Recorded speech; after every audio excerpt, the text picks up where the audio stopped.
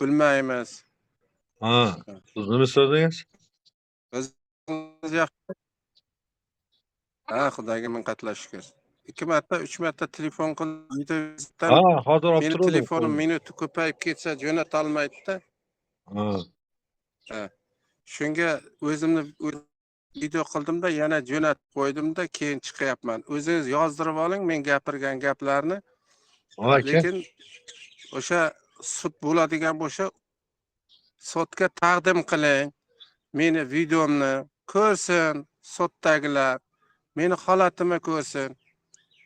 Mana shunday yaxshi jabrlanib $1,500 ketdi desam, ana ichki ishlar vazirligidan Farg'ona viloyati Qo'qon shahridan ichki ishlar militsiyaxonadan telefon qildi, ariza bergan ekansiz deb.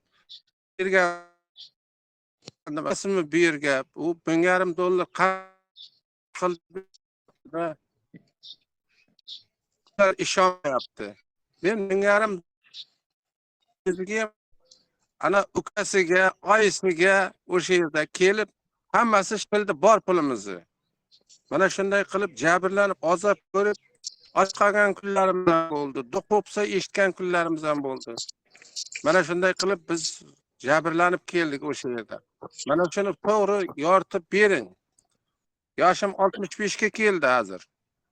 Yanvar 30da 65 ga qarab ketdim. Mana ahvolim mana shunday bo'lib qoldi. Oldin shunday boqimda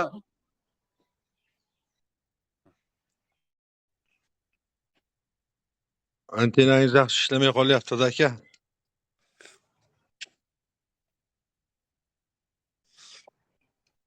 hozir Uzmobile'ga ko'chay, Uzmobile'da antena yaxshi bo'ladi. Uzmobile'ga ko'chay. Ha.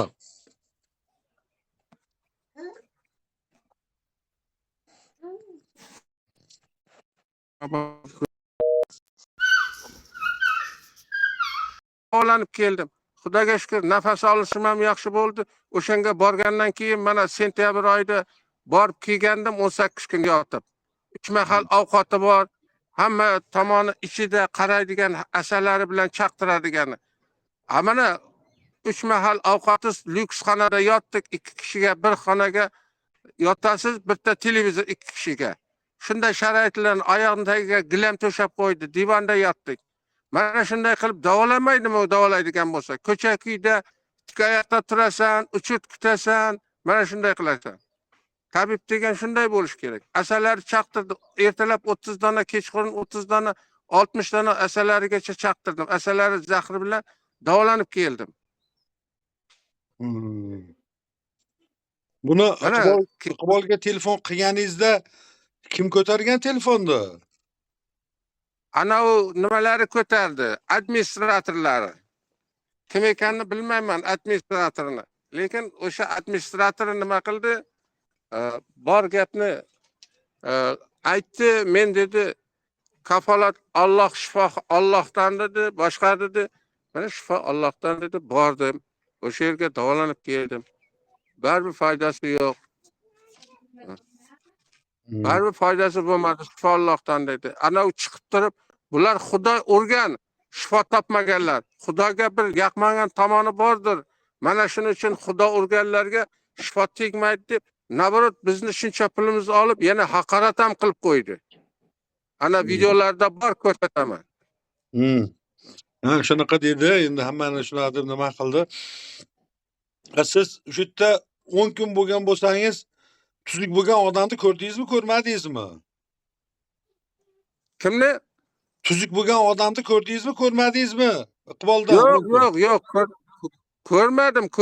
U qaytadan u sekretni olarkan, ertaga qarasak, yaxshi bo'lgan odamlar bo'ladi. Biz bilan o'tirmagan, lekin u odamlarda safda.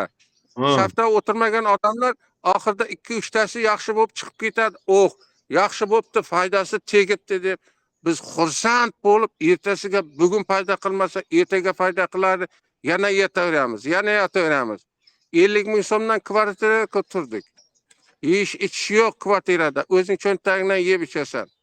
Pulimiz kam bo'lgandan keyin nima qildik? Pirashka yeb, somsa yeb, o'sha yerda kun ko'rdik. choy ichib. Davleniya chiqadi har kun. Davleniyadagi постоянный принимать qilib turdik. Endi aka Farmadin uni hozir mana holati bu odamlarni aldayaptimi yoki boshqami? aniq aldayapti, aniq aldayapti. O'sha biz borgan paytda o'sha yerning hokimi, Farg'onaning hokimi keldi, selsaveti keldi. Shunday qilib 28 metr balandlikka plakni ko'tardi tepaga. O'sha yerda торжественный qilib, gimn chertib, o'sha yo'llarni to'sib qo'yib, keladigan joylarni suv sepib, hamma joyni tozalab, salqin qilib qo'ydi. Odamlarga sharoit bo'lsin. Mana shunday qilib ko'rsatamiz, video qilamiz, chiqaramiz debdi. Biz o'sha yerda o'tirdik. Ko'chaga chiqqanlarni ko'chaga chiqmang, ichkariga kirib o'tiringlar deb hammani to'xtatib qo'ydi. Seansdan keyin. Nima qildi? Militsiya ham kelib o'sha yerda saqlab turdi, himoya qilib, ana hokimning kelishini. Shunchami ham dabdama bo'ladimi? Keyin hamma kasallarni chiqarib, kalashkada o'tirgan, yurolmaydiganlarni hammasini chiqarib, turna qator qilib video qildi. O'zida ham bo'lsa kerak, lekin u video chiqarmadi u. Men o'tirib video olib o'tirgandim, hokimning kelganini, o'sha gapirganlar gaplarni hammasini olib o'tirgandim. Kelib ana selsaveti o'chirib tashladi mendan telefonni qo'limdan yulib olib. O'sha selsaveti qildi shu ishni. Video olish mumkin emas deb qo'limdan telefonni oldida men tushirgan videolarimni hammasini udalit qilib yubordi.